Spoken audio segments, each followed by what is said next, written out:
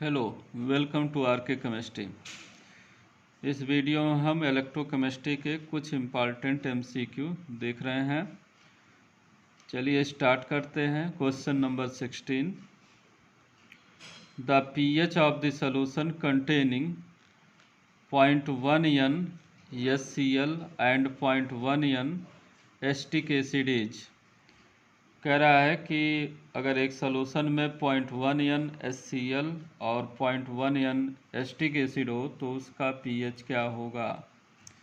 पहला ऑप्शन है 1, दूसरा ऑप्शन है 0.7, तीसरा ऑप्शन है 2 और चौथा ऑप्शन है 1.3। तो इस क्वेश्चन का करेक्ट आंसर क्या होगा? 1 होगा।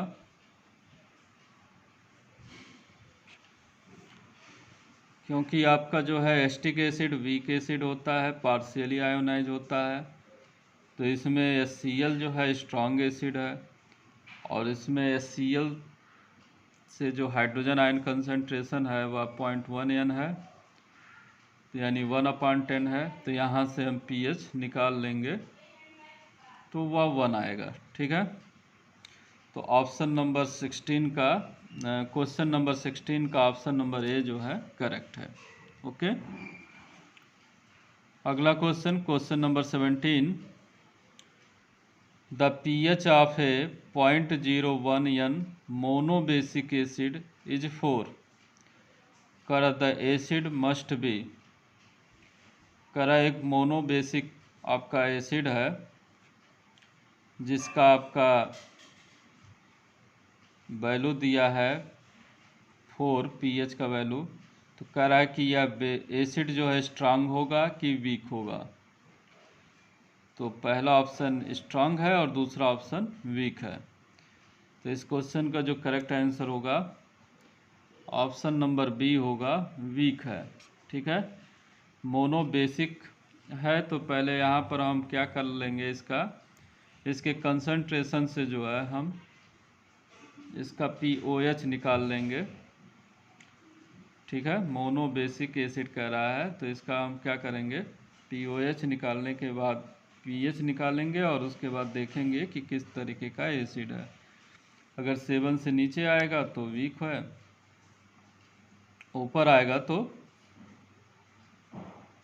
आपका 7 से नीचे आएगा तो आपका स्ट्रांग एसिड है और 7 से ऊपर आएगा तो आपका बेस में चला जाएगा। तो इसमें जो है आपका वीक आ रहा है। इस क्वेश्चन का करेक्ट आंसर क्या है? वीक है। ठीक है, अगला क्वेश्चन नंबर 18, करा pH of A 10⁻³ m NaCl solution at 25 degree centigrade. करा 10⁻³ m NaCl सॉल्यूशन का pH 25 डिग्री सेंटीग्रेड पे कितना होगा। तो NaCl जो है आपका स्ट्रांग एसिड और स्ट्रांग बेस से मिला हुआ साल्ट है, तो इसका pH पूछ रहा है कितना होगा। तो इस क्वेश्चन का जो करेक्ट आंसर है ऑप्शन नंबर ए है, क्योंकि यह पूरी तरीके से न्यूट्रलाइज हो जाएगा। ठीक है, तो ऑप्शन नंबर ए जो है 7 इस क्वेश्चन का करेक्ट आंसर है।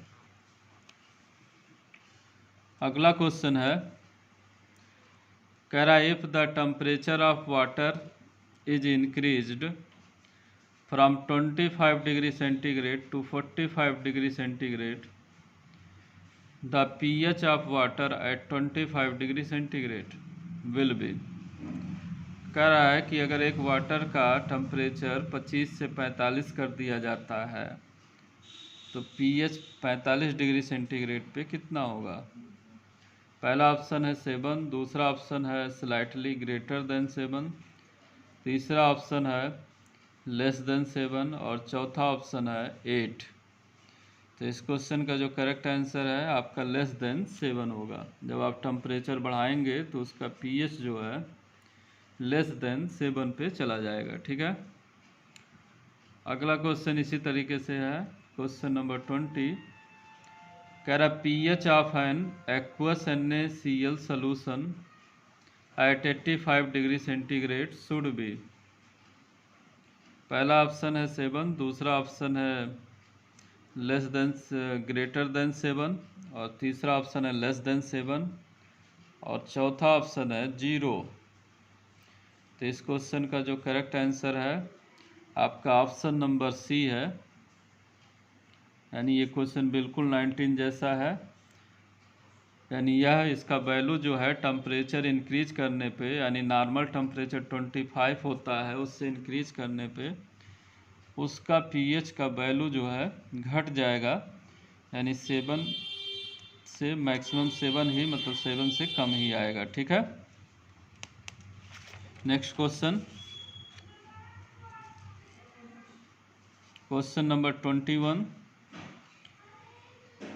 कह रहा है कि if a solution has a pOH value of 14 at 25 degree centigrade, hydrogen ion concentration should be.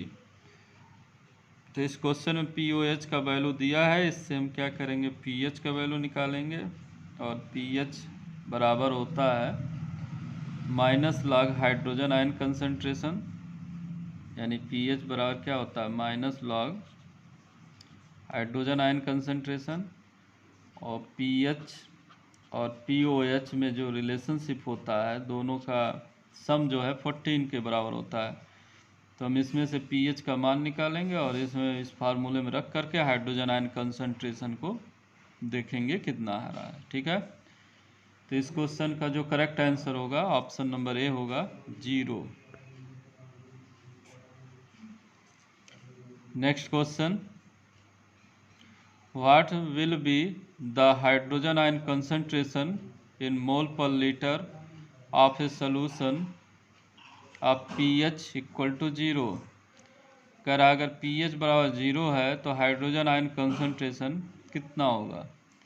तो बिल्कुल ये 21 क्वेश्चन जैसा ही है। तो इस क्वेश्चन का जो करेक्ट आंसर होगा आपका ऑप्शन नंबर सी होगा।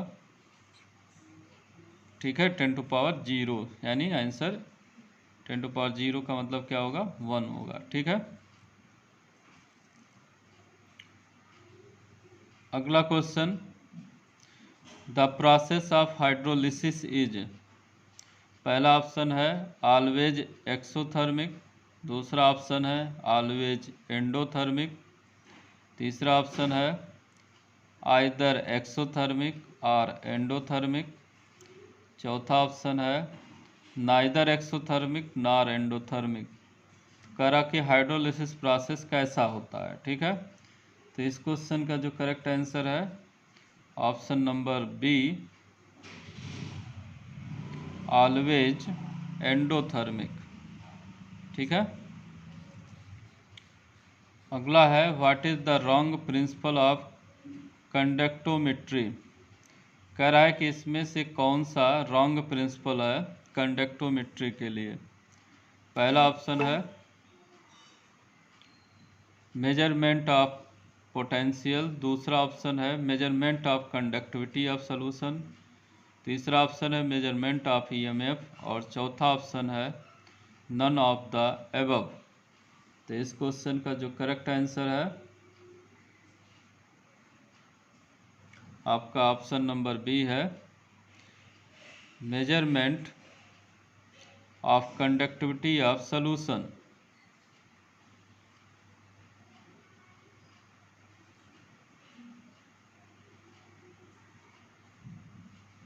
ठीक है, अगला क्वेश्चन, कह रहा what equation is explain Ohm's law. कह रहा है कि इसमें से ओम्स लॉ को कौन रिप्रेजेंट करता है। तो ओम्स लॉ आप लोग सभी लोग जानते होंगे। इस क्वेश्चन का जो करेक्ट आंसर है ऑप्शन नंबर बी है, I = E/R। ठीक है,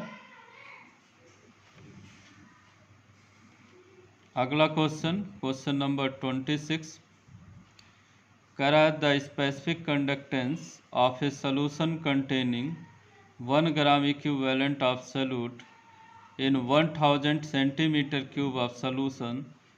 This sentence show which term definition, कह रहा है कि ये पूरा जो सेंटेंस है ये किसका डिफिनीशन बता रहा है। पहला ऑप्शन है ओम्स लॉ, दूसरा ऑप्शन है स्पेसिफिक कंडक्टेंस, तीसरा ऑप्शन है मोलर कंडक्टेंस और चौथा ऑप्शन है इक्विवेलेंट कंडक्टेंस। तो इस क्वेश्चन का जो करेक्ट आंसर है आपका ऑप्शन नंबर डी है, इक्विवेलेंट कंडक्टेंस। ठीक है।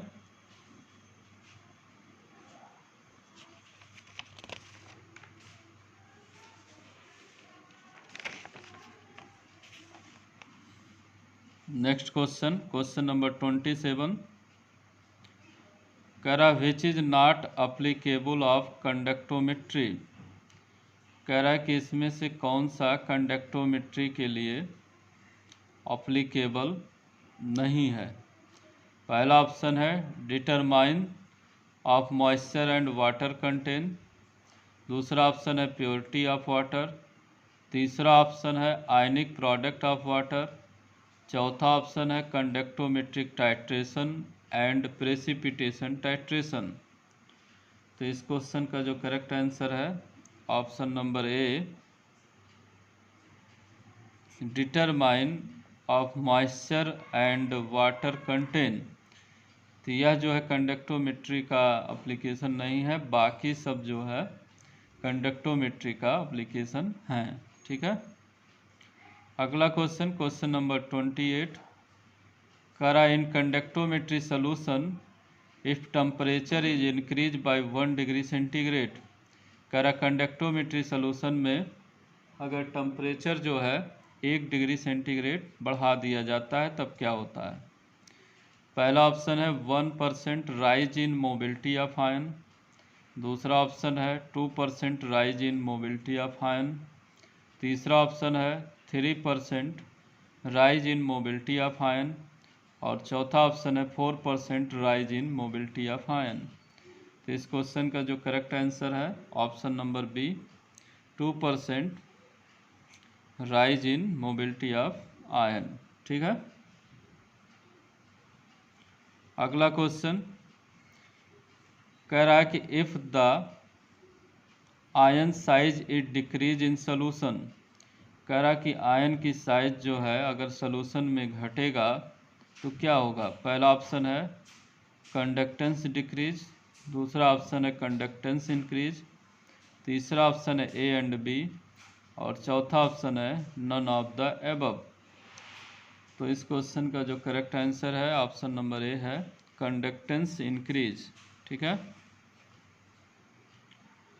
अगला क्वेश्चन नंबर 30, कह रहा conductivity is defined as the ability to carry, कह रहा कंडक्टिविटी जो है आपका डिफाइन किया जाता है एबिलिटी टू कैरी। पहला ऑप्शन है वोल्टेज, दूसरा ऑप्शन है रेजिस्टेंस, तीसरा ऑप्शन है करंट और चौथा ऑप्शन है ऑल ऑफ द एबव। तो इस क्वेश्चन का जो करेक्ट आंसर है आपका करंट। ठीक है, यानी कंडक्टिविटी जो है ability to carry current. Okay, तो इसके बाद के क्वेश्चन हम नेक्स्ट वीडियो में डिस्कस करेंगे। Thank you very much.